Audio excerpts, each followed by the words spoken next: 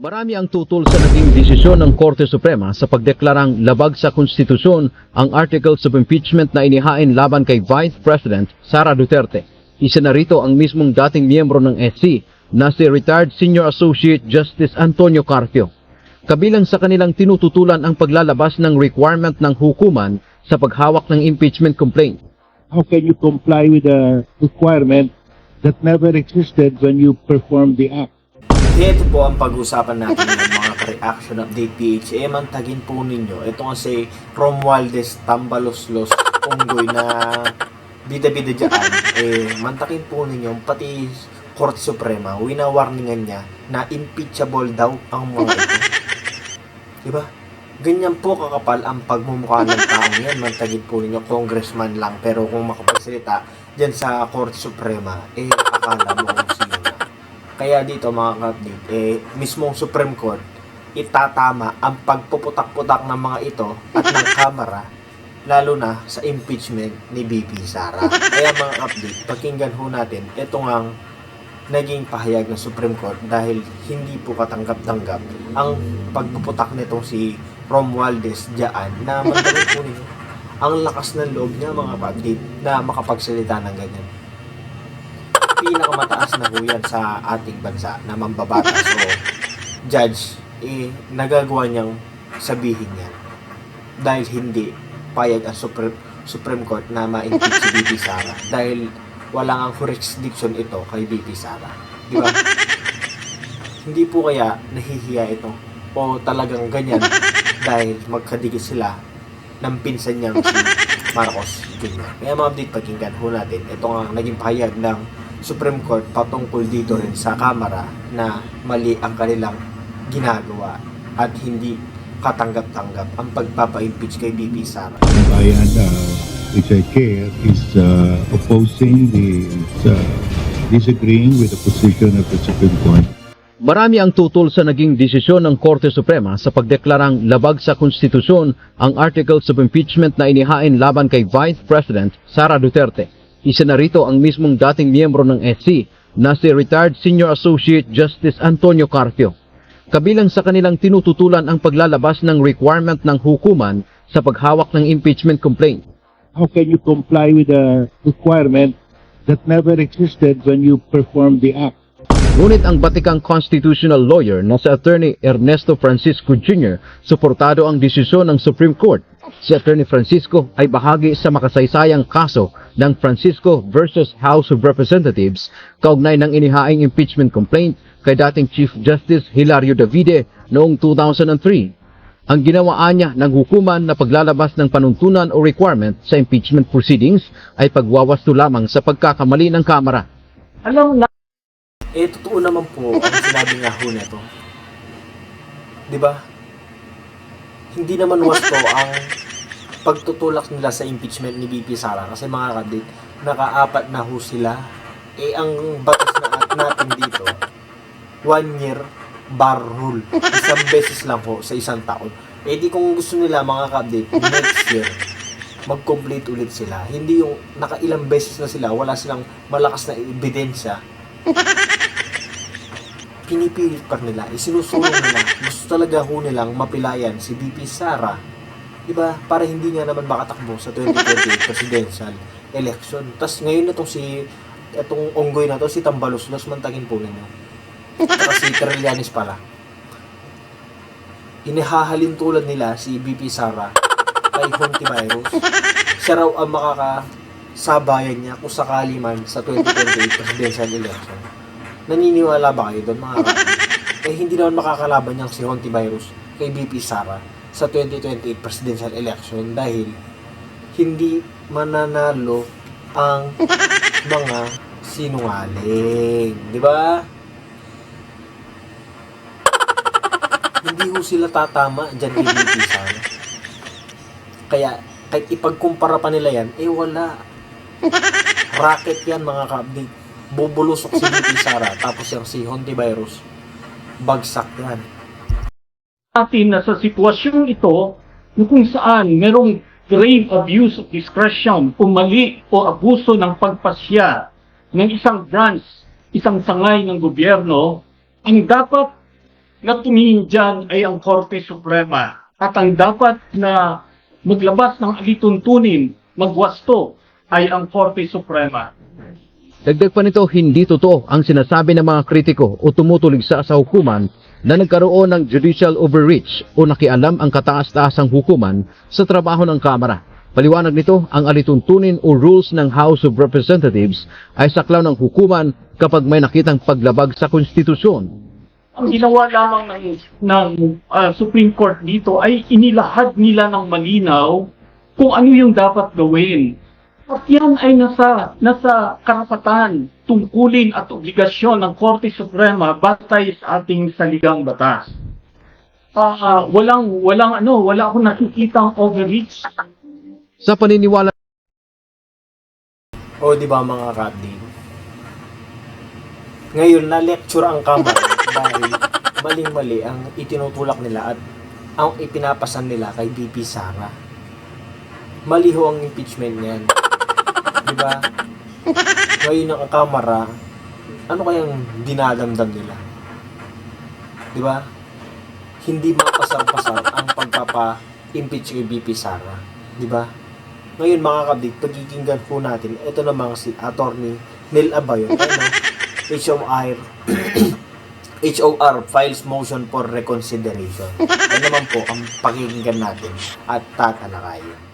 Development po sa case ni Vice President Sara Duterte, yung Duterte po versus House of Representatives, kung saan nanalo po si VP Sara with a unanimous decision 13-0 po, kung saan dineclare ng Supreme Court as unconstitutional yung 4th articles of impeachment. So yun po yung last na nangyari. And ngayon po, yung latest development is the House of Representatives has filed a motion for reconsideration despite po that unanimous decision. Okay? So yung magiging discussion ko po for tonight will be based lang po dito sa statement ni Speaker Martin Romualdez, kasi currently po hindi pa available yung full text ng MR nila. Wala pa po sa Supreme Court website, and yung mga nakikita ko lang po sa news article is yung title lang, yung header, and then yung prayer lang. But yung prayer naman po nila was more or less covered din naman po dito ni Speaker Martin Romualdez. Okay? So yan po yung magiging discussion natin for tonight.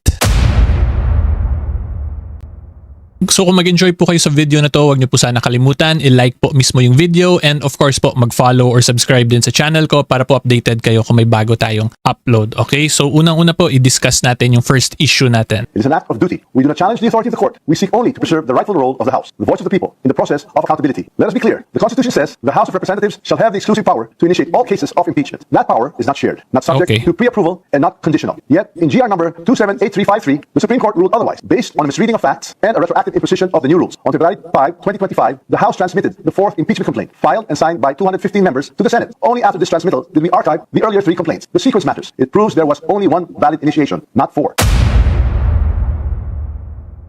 So doon po wala namang question dyan kasi hindi naman yan kinukuha ng Supreme Court sa kanila, diba? Yung ginawa lang po ng Supreme Court dito was that they exercise what we call the power of judicial review. And like what I've already explained before, that power po is absolute, diba? So ipakita ko lang po ulit sa inyo para klaro talaga tayo. So kung makita po nyo Article 8 Judicial Department Section 1 sa paragraph 2 po yan, judicial power includes the duty of the courts of justice to settle actual controversies involving rights which are legally demandable and enforceable, and to determine whether or not there has been grave abuse of discretion amounting to lack or excess of jurisdiction on the part of any branch or instrumentality of the government. So like what I've also explained before, kung makita po nyo, yung power of judicial review of the Supreme Court is absolute, considering that ang nakalagay po sa Constitution mismo on the part of any branch or instrumentality of the government, subject only to the requirement po na dapat may grabing pang-aabuso ng discretion or kapangyarihan yung government office na yon. So kung meron pong grave abuse of discretion, pwede po mag-step in yung Supreme Court para interpret kung ano talaga yung proper application ng Constitution, ng batas natin dun po sa kaso or sa situation na pinag-uusapan, diba? So yun po yung ginawa ng Supreme Court dito. They interpreted that there was grave abuse of discretion ng Congress kasi po tinulugan ng Congress yung first 3 impeachment complaints. Okay, so i-explain ko na lang din po yung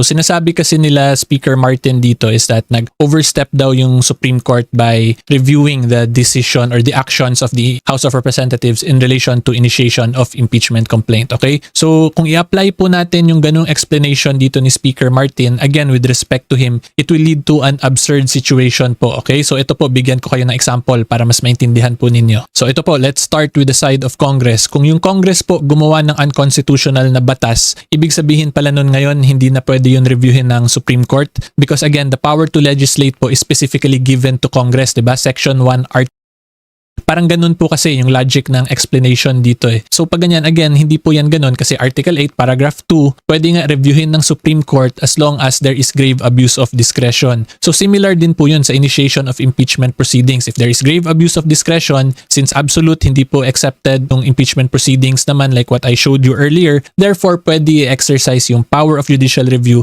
in relation to impeachment proceedings. Okay? Tapos ito po, bigyan ko pa kayo ng isang example sa executive naman. So 'di ba yung Congress gagawa ng batas. So for discussion purposes, para po mas madali, sabihin na lang natin na yung batas na inanak po ng Congress is dumiretso lang yung executive branch pag i-implement nila yung batas. E paano ngayon pag biglang ginawa ng executive, lumiko sila sa left instead na dumiretso? Ang question dyan ngayon, hindi na naman yun pwede i-reviewin ng Supreme Court because again, the power to implement laws to enforce the executive power is constitutionally given to the executive branch. So ibig sabihin, hindi rin po pala yun pwede reviewin ng Supreme Court. Again, hindi po yun ganun because the power of judicial review is still absolute provided na there is grave abuse of discretion. So ganun po yun. Dun sa example ko, yung executive meron silang grave abuse of discretion kasi lumiko sila sa left, yung sabi ng batas diretso lang dapat. Okay, parang ganun din po yan. Ang nangyari po dito sa case na to, ang sabi ng Constitution, there should only be one initiated impeachment complaint within a period of 1 year. Unfortunately, they initiated 4 impeachment complaints kaya nagkaroon ng grave abuse of discretion. So okay, so i-explain ko na lang din po yung setup talaga ng internal rules ng House of Representatives ngayon.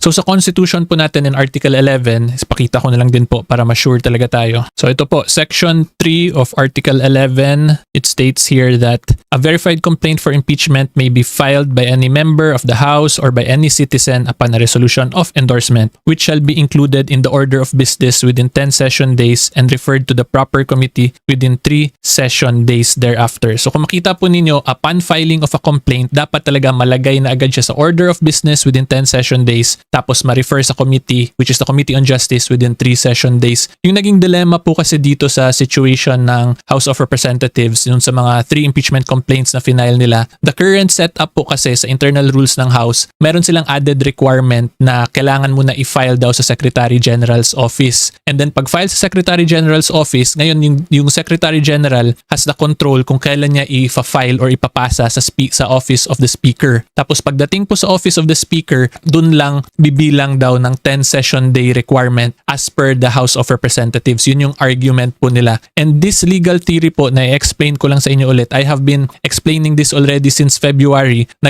yung ganung setup po ng House, yung ganung rules nila na may dadaan muna sa SecGen's office, sa Office of the Speaker, kung ako po tatanungin, yung professional assessment ko po of that internal rule would lead to a violation of this provision po of the Constitution natin. Kasi yung added requirement ngayon na dadaan muna sa SecGen's office then sa Speaker, dun pa lang po madidefeat na yung purpose and essence ng 10 session day and 3 session day requirement kasi pwede nga ngayon i-dribble or kontrolin ng Secretary General's office prior to him filing it to the Office of the Speaker. And as a matter of fact, in the Supreme Court decision po dun sa Duterte versus HOR, tinakel po yan at diniscuss po yan ng Supreme Court dun na yung inaction daw ng Secretary General constituted a violation po which resulted to the 1-year bar rule. Kaya po sumipa yung 1-year bar rule. So yun po yung summary in a nutshell in relation to this provision dun sa Duterte versus HOR case. So ngayon, ang sinabi ni Speaker Martin dito is that in-archive lang daw nila yung first 3 impeachment complaints after na nila na-transmit yung 4th articles of impeachment. Pero like what I stated nga po, if you read the full text of the case, hindi po ganun yung appreciation ng Supreme Court. Due to the inaction po of the Secretary General, pwede na at sumipa na po yung 1-year bar rule because of that inaction. Okay, so yan lang po yun.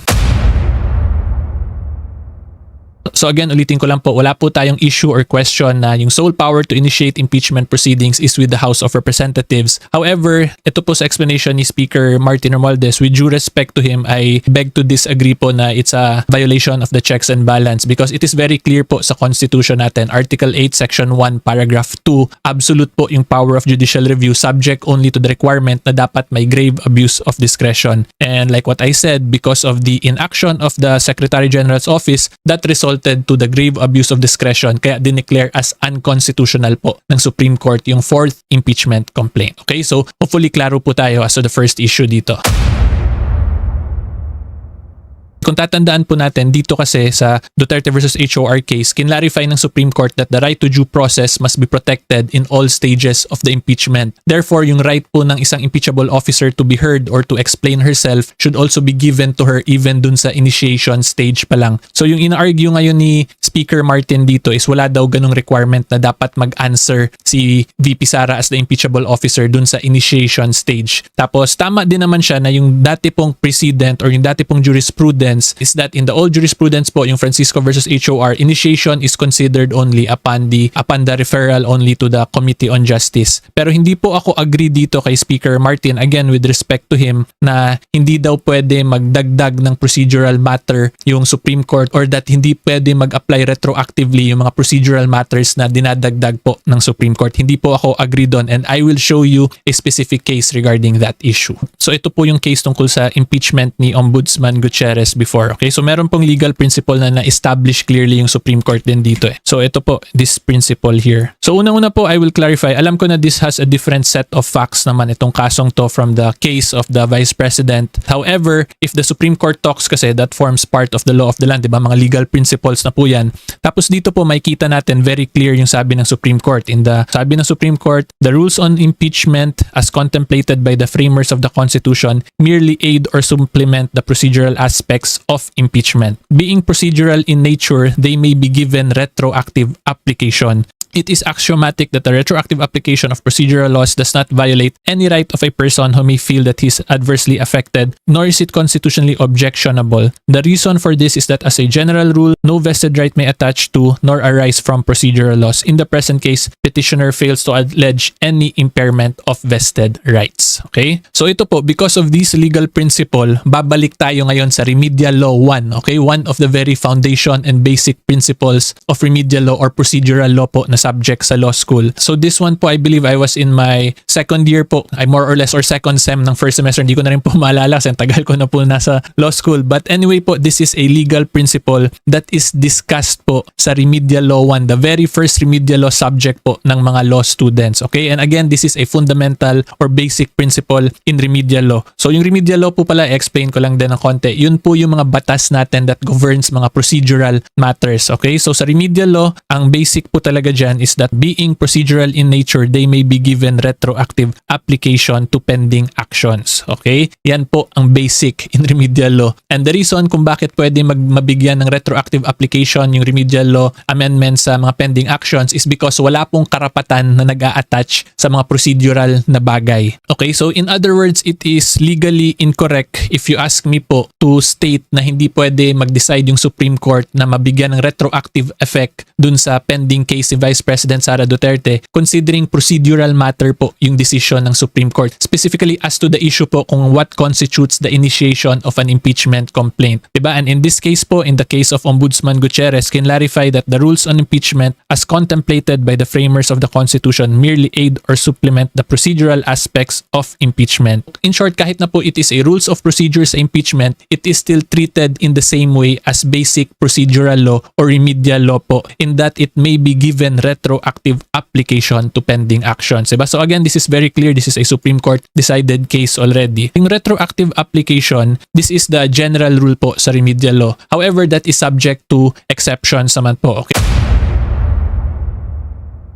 Okay, so yung first po niyan is number one, kung yung batas or yung decision ng Supreme Court mismo ang nagsabi na hindi siya applicable retroactively. Dito po sa case ni Duterte versus HOR, wala naman po tayong makikita na hindi retroactive application yung procedural matter na in-explain ng Supreme Court. As a matter of fact, dineclare nga nila as unconstitutional at in-apply nila yan dun sa pending case ni VP Sara. And then yung second exception po to that general rule is whether or not meron bang vested rights that will be impaired or meron bang mga karapatan na maapektuhan. Okay? So kung titingnan po natin yan dito sa case ng impeachment, ang nagbabanggaan po dito is unang-una yung right to accountability against impeachable officers po. Okay? So ang next question po natin dyan, is there vested rights there po ba? So sa right to accountability, of course we have the right to accountability against our public officers because that is clearly and expressly provided by the Constitution. Okay? However po, yung kapangyarihan natin to hold public officers accountable, it must be done in accordance with law, which means kailangan po sundin at protektahan din yung right to due process ng mga impeachable officers. Hindi po pwede i-railroad, i-shortcut, or mag-lead ng abuses pag in-exercise po natin yung right to accountability natin as the Filipino people, okay? Because we have to remember the right to due process is also an established and vested right given to an impeachable officer. So dapat po maging balanse po yung korte natin dyan at pagbanggain talaga sila ng maayos. Hindi pwede mas lamang yung isa na right to due process or mas lamang yung right to accountability natin. Hindi po yan ganun. And dito po sa most recent decided case ng Supreme Court dun sa Duterte versus HOR, kinlarify ng Supreme Court na the right to due process must be fully preserved and protected in all stages of the impeachment proceeding. So dun po makikita ninyo na binabalanse ng Supreme Court yung right to due process in relation to the right to accountability po ng taong bayan. Okay, so hopefully klaro po yun. Medyo technical po but I hope po na naintindihan nyo pa rin. Okay, so anyway, i-rephrase ko pa po one more time para mas maintindihan po ninyo. So there are two rights here na nagbabanggaan, right to accountability versus right to due process. So in summary po, dapat pag i-exercise yung dalawang rights na yon, walang mas lamang. 'Di ba? Dapat yung right to accountability should not violate the right to due process and vice versa. Okay?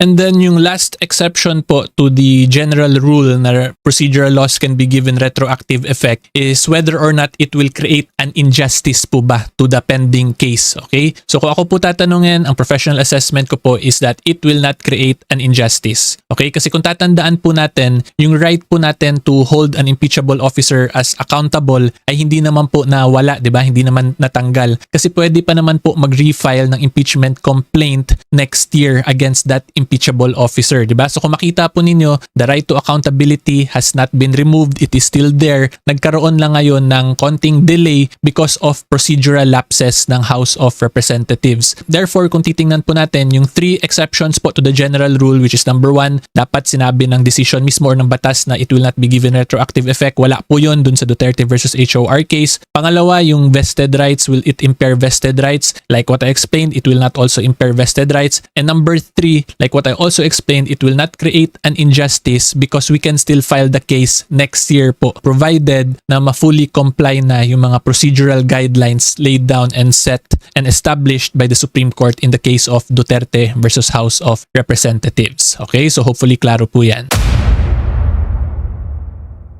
And then ito lang din po, gusto ko lang din i-clarify because I am always being called the quote-unquote favorite DDS lawyer po eh. So I will just like to explain myself lang din po. Ito po kung wala po kayong political biases, hindi kayo political fanatic, tanggalin nyo lang po yung pangalan na Sara Duterte dun sa Office of the Vice President. Tapos i-apply nyo po tong lahat ng dinidiscuss ko. Ano po ba yung magiging tingin ninyo? Tingin po ba ninyo mag-iiba yung application ng batas dito sa lahat ng in-explain ko? Of course, it will not be different, diba? It will be the same. Ang nangyayari lang po kasi, ang nakikita ko, because of our political ideologies, our political fanaticism, because of the hate po of certain individuals against certain political figures, minsan nagiging blinded na tayo, tapos nakakalimutan natin or naiisip natin or ang tingin po natin may biases yung batas. Pero again, like what I said, hindi po yan siya ganyan, diba? Tanggalin nyo lang po yung pangalan na Duterte, tas kung tingnan ninyo objectively, critically, assess po ninyo, mag-iiba ba yung application ng batas batas? Of course not, 'di ba? It will still be the same because the law is law. Kaya nga nila sinasabi na justice is blind, 'di ba? Nagkataon lang talaga currently mas madaming legal principles na pumapabor sa